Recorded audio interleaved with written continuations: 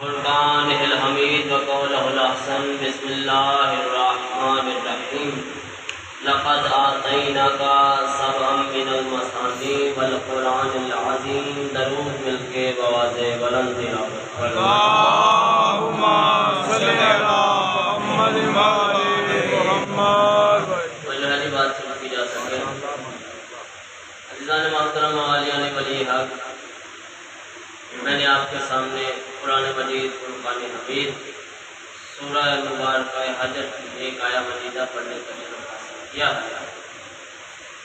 یہ مضمون سید تشریف فرما تھے، ساندہ میں شروع کیا تھا لیکن ادھورا چھوڑ دیا تھا۔ میں چاہتا ہوں اسی بات کو آگے بڑھایا جائے اور موضوع کو مکمل کر دیا جائے۔ سورہ حجر ہے، ارشاد پروردگار ہو رہا ہے وَلَقَدْ آتَيْنَاكَ سَبْعًا مِنَ الْمَثَانِي۔ اگر ترجمہ پہنچ گیا تو ساری بات آسان ہو جائے گی اور موضوع آپ کی سمجھ میں آ جائے گا۔ ارشاد پروردگار ہو رہا ہے وَلَقَدْ آتَيْنَاكَ سَبْعًا مِنَ الْمَثَانِي۔ اللہ نے فرمایا بالتحقیق بے شک ہم نے تمہیں 7 دہرائی جانے والی حقیقتیں عطا کی۔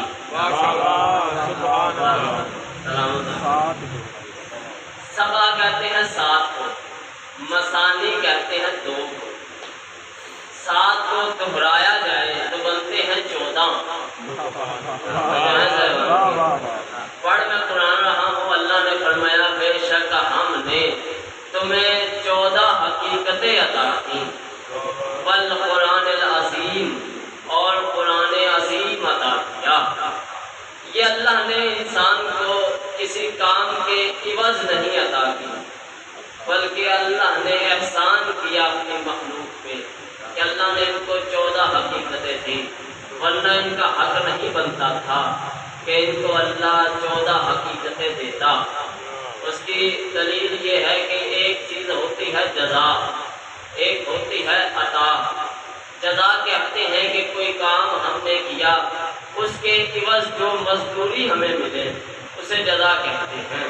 مثال کے طور پہ اگر ہم نے کسی مزدور کو بلایا کام کے لیے، اس کے ساتھ مزدوری طے پائی 1000 روپے، وہ جو ہے فریدی صاحب 1000 روپے مزدوری اس کے ساتھ طے پائی، لیکن جب مزدوری سے وہ فارغ ہوا تو ہم نے 1000 کی متبادل اسے 1400 عطا کیے۔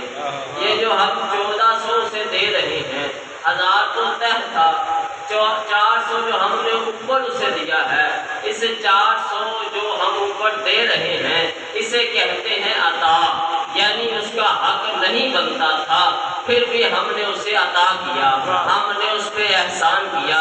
اللہ نے فرمایا تمہارا حق نہیں بنتا تھا لیکن پھر بھی میں تم پہ احسان کر رہا ہوں کہ 14 حقیقتیں تمہیں دے رہا ہوں۔ ماشاءاللہ ماشاءاللہ، میں تم پہ احسان کر رہا ہوں کہ 14 حقیقتیں تمہیں دے رہا ہوں۔ صرف 14 حقیقتیں نہیں بلکہ قرآن العظیم اور قرآن عظیم بھی تمہیں دے رہا ہوں۔ اب تھوڑا سا اس آیت کو مزید کھولتے ہیں تاکہ آپ کی سماعتیں بیدار ہو جائیں۔ 7 مثانی سورہ فاتحہ کا نام وجہ سے سورہ فاتحہ کو بھی 7 مثانی کہا جاتا ہے کیونکہ یہ سورہ فاتحہ کی آیات ہے 7 اور یہ قرآن کی واحد صورت ہے۔ میں چاہتا ہوں کہ اس طرح پڑھوں کہ جن کو نیند آ رہی ہے وہ مزید سو جائیں۔ بالکل زور لگانے کا ارادہ نہیں، بالکل بھی سنیں گے پھر بھی میں اپنا وقت پڑھوں گا، نہیں سنیں گے تو پھر بھی میں اپنا وقت پڑھوں گا۔ 7 مثانی سورہ فاتحہ کو کہتے ہیں، یعنی سورہ فاتحہ واحد صورت ہے جس کی 7 آیات ہیں اور اس کی 7 آیات بھی ہیں اور یہ ایسی صورت ہے جو 2 بار نازل ہوئی ہے۔ یہ واحد قرآن کی صورت ہے جو 2 بار نازل ہوئی، ورنہ ہر صورت 1 بار نازل ہوئی۔ 7 مثانی یعنی سورہ فاتحہ 1 بار مکے میں نازل ہوئی، 1 بار مدینے میں نازل ہوئی۔ موقع میں آپ کو پہلے پہلا دینے لگا ہوں، اگر پاس ہو گئے تو پھر جیسے میں چاہتا ہوں ویسے میں پڑھوں گا، اور اگر آپ پاس نہ ہوئے تو پھر میں آپ کی سماعتوں کے بھروسے پہ رہتے ہوئے پڑھوں گا۔ سبع مثانی سورہ فاتحہ کو کہتے ہیں کیونکہ یہ قرآن کی واحد سورت ہے جو 2 بار نازل ہوئی ہے۔ قرآن کی یہ واحد سورت جو 2 بار نازل ہوئی، اس وجہ سے نماز میں 2 رکعتوں میں سورہ فاتحہ پڑھنا واجب ہے۔ نماز کی پہلی 2 رکعتوں میں سورہ فاتحہ پڑھنا واجب ہے۔ تو جو سورت 2 بار نازل ہو وہ تو نماز میں پڑھنا واجب ہے، لیکن میں پڑھ کے بات کر رہا ہوں ایک قرآن کی آیت ہے جو 1 بار نہیں، 2 بار نہیں، بلکہ 3 بار نازل ہوئی ہے۔ وہ آیت کون سی ہے؟ وہ آیت ہے سورہ مائدہ کی، یا ایھا الرسول بلغ ما انزل الیک من ربک وان لم تفعل فما بلغت رسالتہ واللہ یعصمک من الناس۔ یہ سورہ فاتحہ 2 بار نازل ہوئی، اس لیے نماز میں پڑھنا واجب ہے۔ تو جو علی کی ولایت 1 بار نہیں، 2 بار نہیں، بلکہ 3 بار نازل ہوئی ہو۔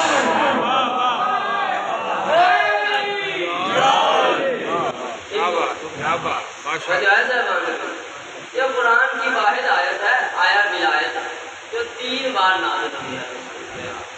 تو سبع مثانی سورہ فاتحہ کو کہا جاتا ہے، اور یہ 2 بار نازل ہوئی، اس وجہ سے پہلی 2 رکعتوں میں پڑھنا واجب ہے۔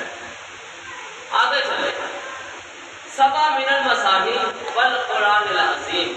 اللہ نے فرمایا میں نے تمہیں 7 مثانی دی اور قرآن عظیم عطا کیا۔ جب اللہ مخلوق پہ احسان کرے، عام بندوں پہ احسان کرے، تو ان پہ احسان اللہ اس طرح سے کرتا ہے کہ انہیں 7 مثانی دیتا ہے اور قرآن عظیم دیتا ہے۔ لیکن جب اللہ اپنے محبوب پہ احسان کرے، جب اللہ اپنے محبوب پہ احسان کرتا ہے تو پھر فرماتا ہے انا اعطیناک الکوثر، اے محمد ہم نے زہرا کی صورت میں تجھ پہ احسان کیا ہے۔ عام لوگوں پہ احسان ہو تو 7 مثانی اور قرآن عظیم، جب رسول پہ احسان ہو تو جناب سیدہ ہے۔ دوسری روایت 7 مثانی کے متعلق معصوم نے فرمایا نحن 7 مثانی، ہم 7 مثانی، یعنی ہم دہرائی جانے والی 7 حقیقتیں، یعنی ہم 14 ہیں جو 7 مثانی ہیں۔ جو چیزیں اللہ نے ہمیں عطا کی وہی چیز رسول نے ہمیں عطا کی۔ اللہ نے ہمیں کیا عطا کیا؟ 7 مثانی اور قرآن عظیم۔ اب رسول کی طرف آتے ہیں، رسول نے ہمیں کیا عطا کیا؟ رسول نے آخری وقت ارشاد فرمایا انی تارک فیکم ثقلین کتاب اللہ و عطرت اہل بیتی۔ جو اللہ نے ہمیں عطا کیا وہی رسول عطا کر کے جا رہے ہیں۔ سبحان سبحان۔ کیونکہ معصوم کی حدیث ہے کہ جو ہماری حدیث قرآن کے ساتھ مل رہی ہے اسے لے لو، جو ٹکرا رہی ہو اسے دیوار سے دے لو۔ توجہ ہے، قرآن میں بھی اللہ نے وہی کچھ دیا، حدیث میں رسول نے بھی وہی کچھ دیا۔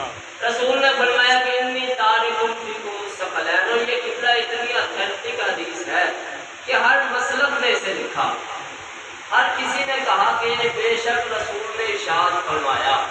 رسول نے کیا ارشاد فرمایا کہ میں تمہارے درمیان 2 چیزیں چھوڑ کے جا رہا ہوں، ایک اللہ کا قرآن، ایک اپنی اہل بیت۔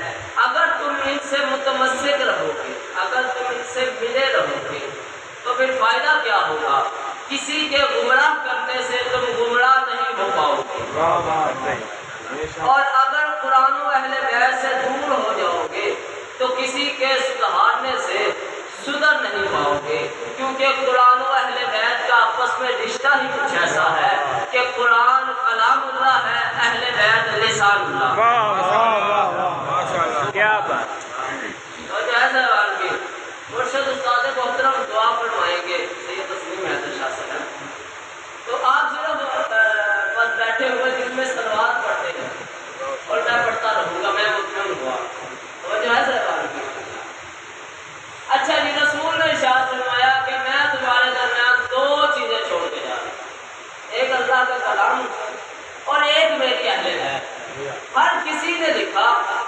رسول نے یہ حدیث بیان فرمائی، اختلاف رسول کے بیان میں نہیں ہے، اختلاف مقام بیان میں ہے۔ واہ واہ واہ واہ مقام بیان میں اختلاف ہے، بیان میں اختلاف نہیں ہے۔ یہاں تک مجھے قول یاد آ رہا ہے، ابن حجر مکی، بڑا معتبر نام ہے ہمارے برادران کا، ان کی کتاب ہے سوائق محرقہ۔ سوائق محرقہ یعنی جلا دینے والی بجلیاں۔ اس نظریے پہ یہ کتاب لکھی گئی کہ جب یہ کتاب مارکیٹ میں جائے گی، جب یہ کتاب بازار میں جائے گی تو شیعوں کے پاس یہ کتاب پہنچے گی تو شیعہ اس کتاب کی وجہ سے جل جائیں گے۔ تو شاہد کو یہ نہیں پتا تھا کہ ایک شیعہ کو اتنی بڑی آتش نمرود نہ جلا سکے۔ کتاب کی کیا وجہ؟ سوائق محرقہ شیعوں کی ضد میں اس نے کتاب لکھی اور مفتی مکہ تھا، تو اس نے اس حدیث کے متعلق سوائق محرقہ میں ایک بات کی، مجھے بڑی پسند ہے ناستی لیکن بات بڑی خوبصورت کر رہا ہے۔ اس نے کہا کہ بے شک رسول نے یہ حدیث بیان فرمائی لیکن اختلاف حدیث میں نہیں ہے، اختلاف اس چیز میں ہے کہ رسول نے یہ حدیث کہاں بیان کیا۔ اس نے کہا کہ کسی نے لکھا کہ یہ حدیث رسول نے آخری حج کے موقع پر ارشاد فرمائی، کسی نے لکھا کہ رسول نے یہ حدیث میدان عرفات میں ارشاد فرمائی، اس نے کہا کہ کسی نے یہ لکھا کہ رسول نے یہ حدیث غدیر کے منبر سے ارشاد فرمائی، اس نے کہا کہ کسی نے یہ لکھا کہ رسول نے یہ حدیث آخری وقت بستر سے ارشاد فرمائی۔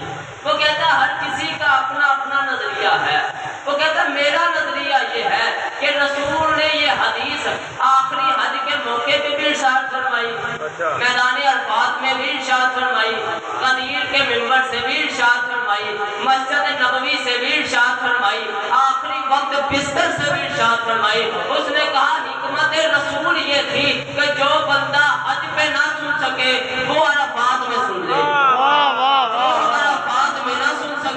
وہ غدیر میں سن لے، جو غدیر میں نہ سن سکے وہ مسجد نبوی کے منبر سے سن لے، جو مسجد نبوی کے منبر سے نہ سن سکے وہ بستر سے سن لے۔ یہ تھا اس کا نظریہ۔ اب نوکر کا بھی نظریہ سنیے گا۔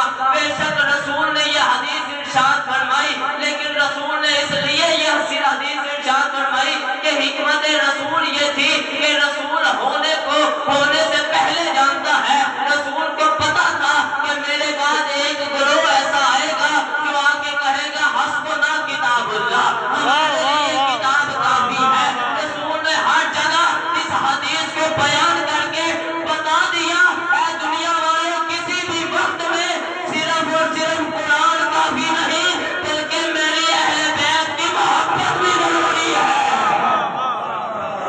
کسی بھی دور میں قرآن کافی نہیں بلکہ میری اہل بیت کی محبت بھی ضروری ہے۔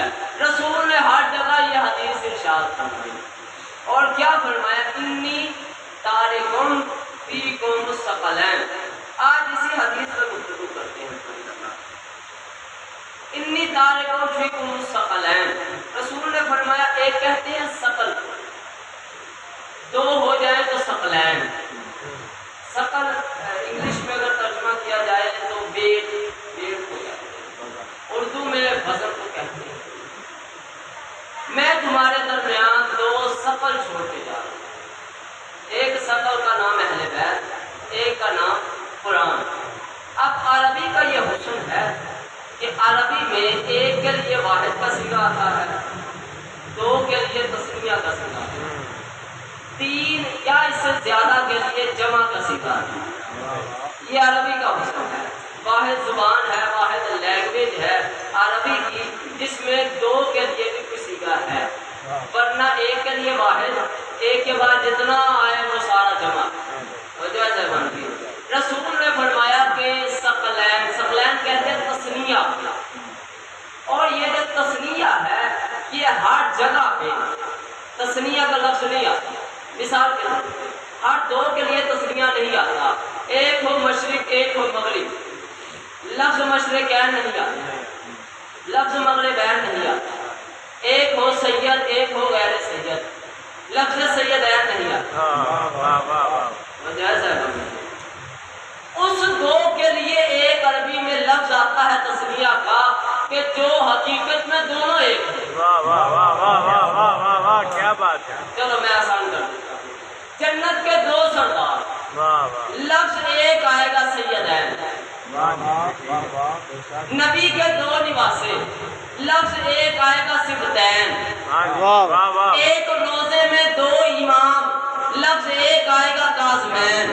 واہ واہ واہ واہ واہ، یعنی عربی میں ہر دو کے لیے ایک لفظ نہیں آتا، بلکہ ان دو کے لیے ایک لفظ آتا ہے جو دکھنے میں دو ہو، حقیقت میں ایک ہو۔ آقا رسول نے فرمایا کہ میں تمہارے درمیان ثقلین چھوڑ کے جا رہا ہوں، اس کا مطلب یہ ہے کہ قرآن و اہل بیت دکھنے میں دو ہیں، حقیقت میں ایک ہے، بصارت میں دو ہیں، بصیرت میں ایک ہے۔ اور جو ہے صاحبان کی، اب جو ہم قرآن کے متعلق عقیدہ رکھیں گے وہی اہل بیت کے متعلق عقیدہ رکھنا پڑے گا نبی کی حدیث کی روح سے، کیونکہ تثنیہ کا صیغہ حقیقت کے لیے آتا ہے۔ جب دو حقیقت میں ایک جیسی چیزیں ہو اس میں تثنیہ کا صیغہ آتا ہے، اور یہ لغت کسی خاص مذہب مسلک کی نہیں ہوتی، کسی بھی مسلک کے پاس آپ چلے جائیں وہ آپ کو بتائیں گے کہ ثقلین تثنیہ کا صیغہ ہے، اور یہ ہر اس دو کے لیے آتا ہے جو حقیقت میں ایک جیسی ہوتی ہے۔ اب جو عقیدہ ہم نے قرآن کے لیے رکھنا ہے وہی عقیدہ ہم نے اہل بیت کے لیے رکھنا ہے۔ اب شرطیں دیکھ لیں آپ، قرآن کی شرط کیا ہے؟ قرآن کی تلاوت کی شرط یہ ہے کہ قرآن کی تلاوت کا اسے کہا گیا جس کا بدن پاک ہو۔ قرآن کی تلاوت کے لیے بدن کا پاک ہونا ضروری ہے، اہل بیت کی محبت کے لیے خون کا پاک ہونا ضروری ہے۔ جو عقیدہ قرآن پہ وہی عقیدہ اہل بیت پہ رکھنا ہے نبی کی حدیث کی روح سے۔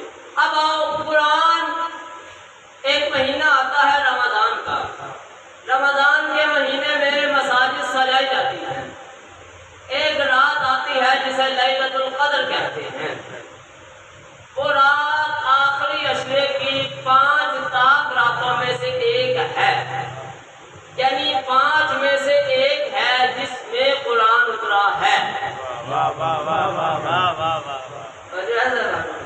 5 تاک آتے ہیں جن میں سے ایک رات قرآن اترا، لیکن اس رات کا کسی کو نہیں پتا، کیونکہ اللہ نے فرمایا وما ادراک ما لیلۃ القدر، تمہیں کیا پتا کہ لیلۃ القدر کیا ہے؟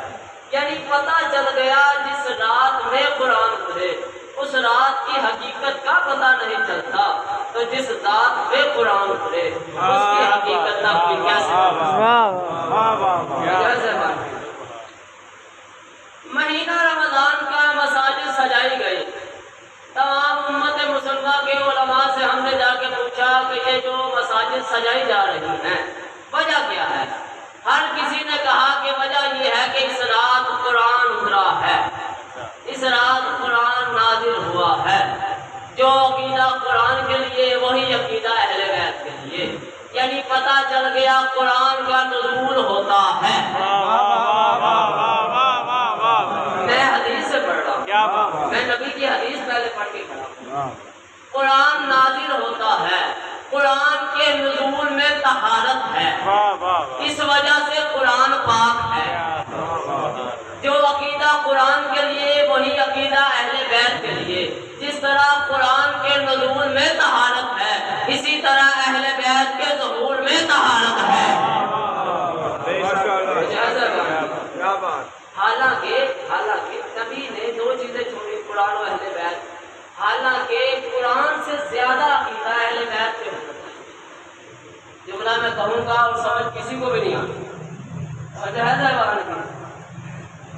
آپ کی مسکراہٹ مولا صاحب، قرآن سے زیادہ عقیدہ اہل بیت پہ ہونا چاہیے۔ اگر یہ آپ مسکرائے ہیں تو میں صرف آپ کو ہدیہ کرنے لگا ہوں، قرآن سے زیادہ عقیدہ اہل بیت پہ ہونا چاہیے۔ اس کی وجہ یہ ہے کہ قرآن صرف بھی ہے۔ واہ واہ واہ آواز اشارہ۔ قرآن صرف قرآن ہے، قرآن نے صرف، چلو اس سے بہتر بتا دیا، قرآن نے بتایا ہے کہ مردہ زندہ ہوتے ہیں، علی نے ٹھوکر مار کے دکھایا ہے ایسے ہوتے ہیں۔ اور جو ہے صاحبان کیا بات اچھا قرآن میں کچھ آیات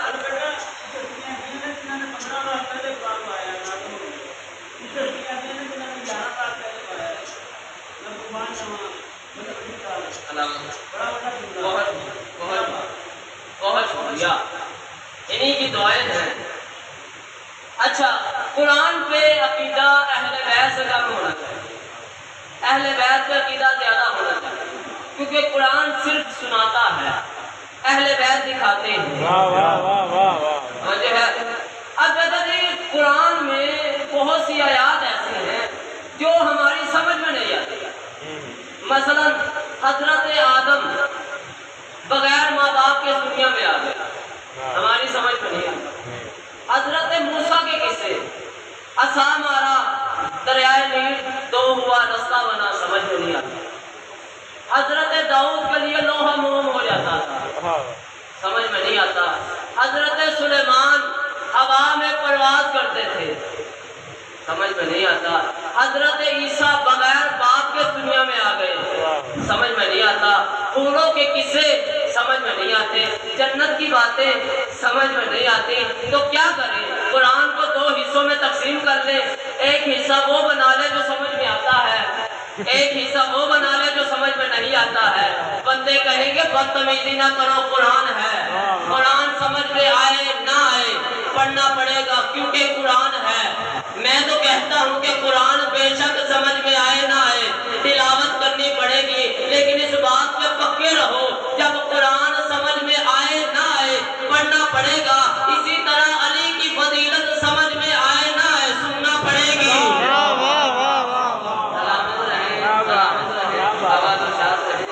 سننا پڑے گی، پڑھنا پڑے گی، کیونکہ یہ علی کی فضیلت ہے۔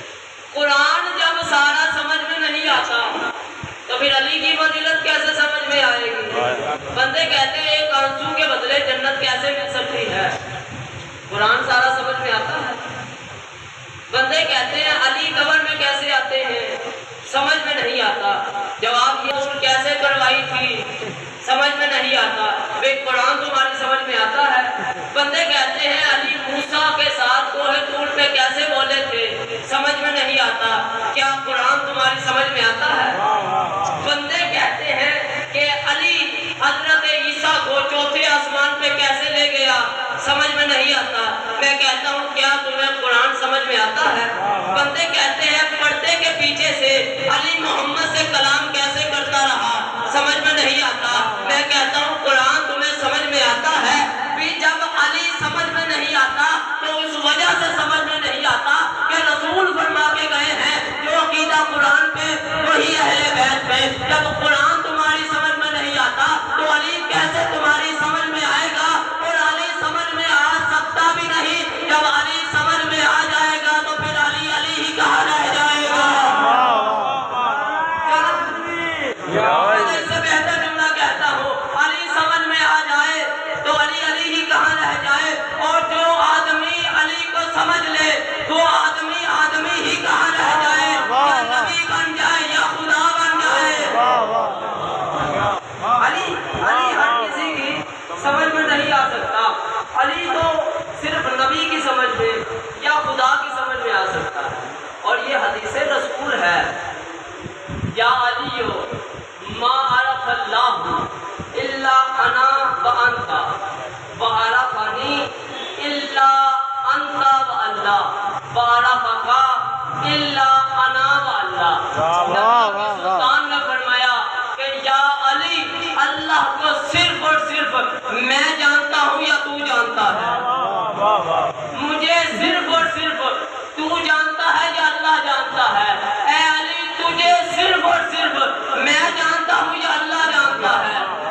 شیعہ عقیدہ سنیے گا، سب سے بلند اللہ، اس کے بعد رسول، اس کے بعد علی۔ توجہ ہے صاحبان کی؟ اب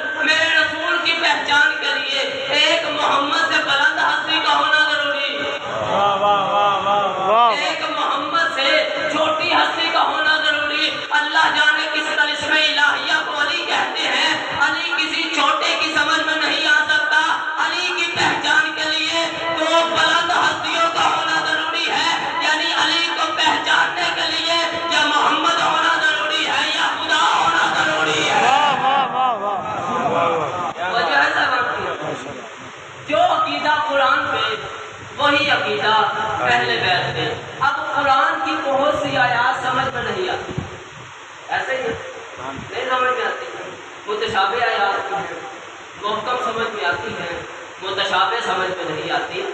جو عقیدہ ہم نے قرآن پہ رکھنا ہے وہی اہل بیت پہ رکھنا ہے۔ اب قرآن کے متعلق اگر کہا جائے کہ بھئی ہمیں حامیم سمجھ میں نہیں آتا، طٰہٰ سمجھ میں نہیں آتا، یہ حور و غلمان کے جنت کے قصے، انبیاء کے قصے جو ہیں یہ ہماری سمجھ میں نہیں آتا، تو بندے کہیں گے انتظار کرو، وارث قرآن آ کے سمجھا دے گا۔ علی کی فضیلت کے متعلق بھی انتظار کرو، وارث حیدر کرار سمجھا دے گا۔ جو عقیدہ قرآن پہ وہی اہل بیت ہے۔ اب آؤ ذرا عقیدہ اپنا بناتے ہیں نبی کی حدیث کی روشنی میں۔ جو عقیدہ قرآن پہ وہی اہل بیت ہے۔ اب قرآن سب سے چھوٹی کتاب ہے، چھوٹی سے مراد یہ نہیں کہ اس کا علم سب سے کم ہے، نہیں، یعنی سب سے بعد میں نازل ہوئی۔ چھوٹی سے مراد یہ ہے سب سے بعد میں نازل ہوئی۔ قرآن سے پہلے 3 کتابیں اور بھی ہیں، قرآن سے پہلے انجیل، انجیل سے پہلے زبور، زبور سے پہلے توریت۔ تو اگر ہم نے تلاوت کرنی ہو تو ہم کہیں کہ نہیں جی قرآن سے عمر میں بڑی کتاب ہے انجیل، ہم تو انجیل پڑھیں گے۔ یا ہم کہیں کہ نہیں جی توریت جو ہے وہ قرآن اور انجیل سے بھی عمر میں بڑی ہے تو ہم زبور پڑھیں گے۔ یا ہم کہیں گے نہیں جی توریت زبور انجیل اور قرآن سے بڑی ہے تو ہم تو توریت پڑھیں گے۔ بندے کہیں گے نہیں، تلاوت کرنے کے لیے عمر نہیں دیکھی جاتی، تو تلاوت کے لیے بڈھے نہیں ڈھونڈے جاتے۔ بڑی جلدی جملہ کہتے ہیں، تلاوت کے لیے جب عمر نہیں دیکھی جائے گی تو خلافت کے لیے بھی بڈھے نہیں ڈھونڈے جائیں گے۔ توجہ ہے، جو عقیدہ قرآن پہ وہی اہل بیت پہ۔ بس یہی حدیث میں نے آج پڑھنی ہے اور اسی پہ آج گفتگو کرنی ہے۔ جو عقیدہ ہم نے قرآن پہ رکھنا ہے وہی عقیدہ ہم نے اہل بیت پہ رکھنا ہے۔ اب قرآن جو ہے اس کا مقصد بھی ہدایت ہے، اہل بیت کا مقصد بھی ہدایت ہے۔ تو چاہیے تو یہ تھا کہ اللہ یا اہل بیت کو بھیج دیتا یا صرف قرآن کو بھیج دیتا، لیکن اللہ نے قرآن بھی دیا، اہل بیت نے، دونوں کا مقصد ایک ہے، دونوں ہدایت کے لیے آئے ہیں۔ اس کی وجہ کیا ہے؟ تو اس کا جواب بسم اللہ میں بولو۔ امر دے بسم اللہ الرحمن الرحیم۔ اب رحمان اور رحیم دونوں اللہ کے اسم ہیں اور دونوں کا مطلب ایک ہے۔ رحمان کا مطلب بھی رحمت، رحیم کا مطلب بھی رحمت۔ تو اب یا تو ہم اللہ سے کہیں کہ میرا اللہ تو کیا ہے کہ بسم اللہ الرحمن، بس کافی ہے، یا کہتے ہیں بسم اللہ الرحیم، کافی ہے۔ رحمان بھی اللہ، رحیم بھی اللہ، دونوں کا مطلب ایک ہے۔ اور جو فرمائیے گا قرآن بھی ہدایت دیتا ہے، اہل بیت بھی ہدایت دیتے ہیں۔ تو جب ہم بسم اللہ پڑھتے ہیں تو رحمان کا مطلب بھی رحمت ہے، رحیم کا مطلب بھی رحمت ہے۔ یا تو رحمان پڑھ لے اللہ کو یا رحیم پڑھ لے، رحمان کو چھوڑ دے، نہیں، اللہ نے کہا کہ دونوں اللہ کے اسم پڑھنے پڑیں گے۔ اس کی دلیل یہ ہے کہ اللہ رحمان ہے اس دنیا میں، اللہ رحمان اس دنیا میں ہے۔ چلو میں آسان کر دیتا ہوں، اللہ رحمان اس دنیا میں ہے، اللہ نمرود کو بھی دیتا ہے، اللہ ابراہیم کو بھی دیتا ہے۔ اللہ رحمان اس دنیا میں ہے، اللہ فرعون کو بھی دیتا ہے، اللہ موسیٰ کو بھی دیتا ہے۔ یعنی اس کائنات میں اللہ اپنے دشمن کو بھی دیتا ہے، اپنے دوست کو بھی دیتا